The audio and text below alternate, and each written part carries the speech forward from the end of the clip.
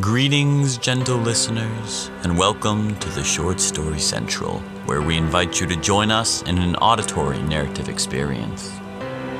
As we embark on this literary journey together, it is with joy that we present to you our opening tale for this evening, a narrative titled Memories of the Forest. Now, dear listeners, allow the outside world to fade away, and without further ado, sit back, relax, and let the show begin. In a secluded forest, bathed in the soft hues of the setting sun, a pair of siblings wander through the forgotten paths. The crunch of fallen leaves underfoot mixed with the distant whispers of the wind weaving through the ancient trees. As they continued, memories of their childhood in this wonderful forest unfolded. No more than 10 years ago, they had spent a year with their uncle in his cabin, deep in the Onophan forest. The siblings had been mere children back then, and the forest was their land of adventure. Their days were filled with games that stretched the boundaries of imagination, and the woods served as the canvas for their adventurous minds. Alex, with his unruly brown hair and a glint of mischief in his hazel eyes, reminisced about the countless hours spent fighting the imaginary foes amongst the forest. His sister Emily, with her auburn hair trailing behind her like a flame, smiled at the recollection of their carefree days.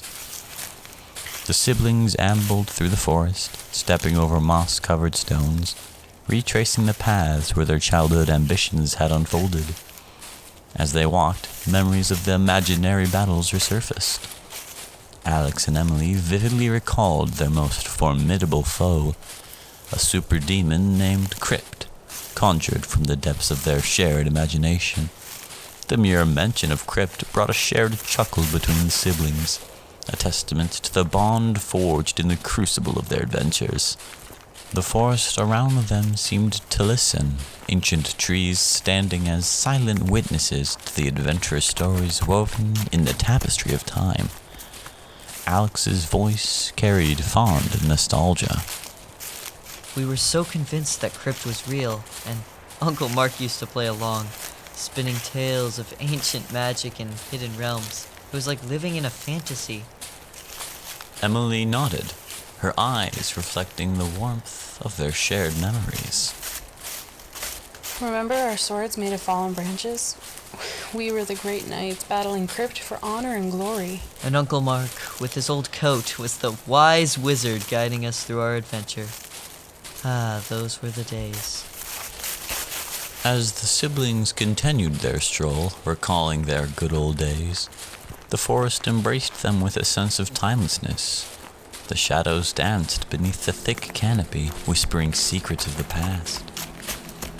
Alex and Emily reached the clearing where, in their youthful minds, they had defeated Crypt once and for all using the great magic of the forest spirit. As they stood on the familiar ground, the rustling leaves seemed to echo the laughter of their younger selves. The tale unfolded again before them like an open book, each chapter written in the language of the forest. In the heart of the clearing, where the sunlight filtered through the branches like golden threads, the air was heavy with the weight of their shared adventures, and a subtle breeze carried the whispers of a time when the forest was a magical world with infinite possibility. It was right here. We stood together, weapons in hand, ready to confront Crypt and banish him from the magical forest. As the siblings relived the magic of their childhood fantasy, the forest seemed to speak.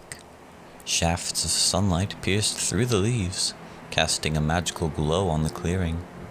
The echoes of their laughter, vibrant and carefree, reverberated through the ancient trees. With a shared sense of nostalgia, Alex and Emily decided to play along with the echoes of their past. They picked up fallen branches, the remnants of their makeshift swords from many, many years ago, and assumed the stances of warriors preparing for battle. A lightness filled the air, a blend of whimsy and remembrance. Crips must have been terrified of us. Oh, absolutely. The fearless duo, defenders of the forest realm.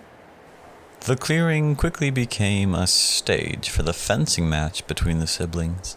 They laughed and lunged at one another, ducking and dodging the other's stick. The forest, a silent spectator to this whimsical reunion, cradled the echoes of their youthful joy. As the imaginary battle seemed to wind down, a rustling in the foliage caught their attention. The siblings halted, their playful moods replaced by a shared sense of curiosity. A creature emerged from the shadows, and the forest seemed to come alive, embracing the presence of a mystical being. Uncertainty flickered in Alex's eyes as he whispered, Am I imagining this? You see that too, right? I see it too, Alex. Look closer, though. The strange creature approached them with a graceful stride. Its body was covered in leaves and vines. It appeared to be a large stag.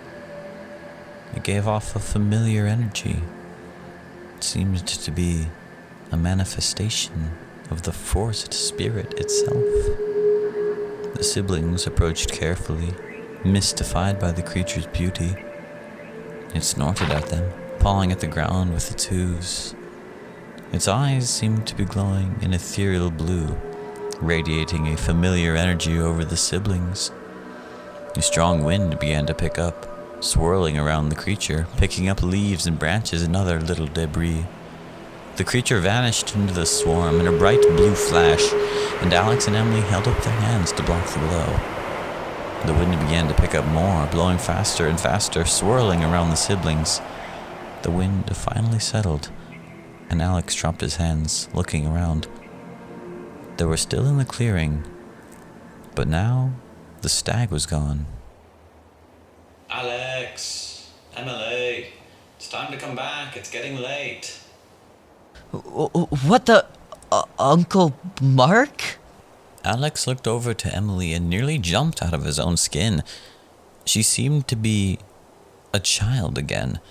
She looked up to Alex, confusion in her young eyes. Alex, what's going on? Am I dreaming? Alex looked down to his own hands and saw that he too appeared to be a child once again. Kiddos, come on already. Once again, their uncle's voice called out in the distance, and, seeing few options, Alex and Emily started off towards the familiar voice.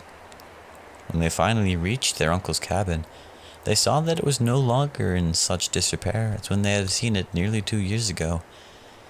It now seemed to be as majestic as when they were just children. Alright, you guys, I've finished moving my stuff out of your room, so now you can go on up there and get settled in now. How about that?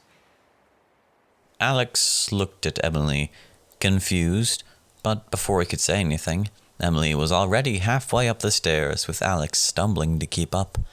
The second floor consisted of a short hallway with one door on either side and a door at the far end. The door on their left was ajar, and the siblings entered. It was the bedroom they had shared all those years ago. There were 2 beds, one on either side of the room, each with their own respective bedside table and dresser. There were 2 boxes by each bed, stacked on top of one another. Alex's eyes widened as realization began to set in. Emily, I don't think this is a dream. I know, Alex, but how? As the curtains draw to a close on this enchanting story, remember that our doors will always stay open, welcoming you into another mystical tale. Until our paths cross again, whether in the realms of suspense, romance, or the fantastical, may your day or night be filled with joy and comfort. Goodbye for now, dear listeners, and stay tuned for part 2.